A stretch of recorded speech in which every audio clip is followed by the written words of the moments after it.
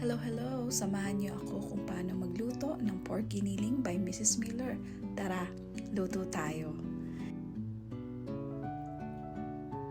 Una, magpakulo muna tayo ng quail egg. After nyan, magpainit na tayo ng mantika at igisa natin ang bawang at sibuyas. Naglagay na rin ako ng kaunting annatto powder. Hintayin lang natin maluto ang bawang sibuyas. Pagkatapos ilagay na natin ang ground pork at hayaan natin itong magisa ng kaunti.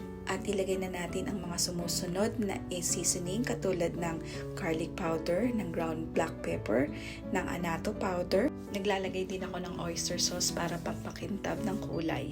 At pagkatapos niyan, ilagay na natin ang bell pepper para makasama siya sa pagigisa. At sinunod ko namang ilagay ang hotdog. Pandagdag kulay na din. At kasunod niya, naglagay din ako ng Maggi Magic Sarap. Pandagdag sarap at linamnam. After niya, nilagay ko na rin ang carrots at potatoes.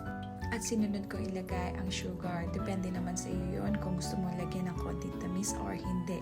At ang after niya, naglagay ako ng kaunting tubig para maluto ang carrots at potatoes. At nilagay ko na rin ang green peas at ang quail eggs. At halu-haluin natin ng kaunti. At ayan, luto na ang ating pork giniling by Mrs. Miller. Maraming salamat po sa inyong panonood. Huwag niyo pong kalimutan mag-like, follow, and share. Bye!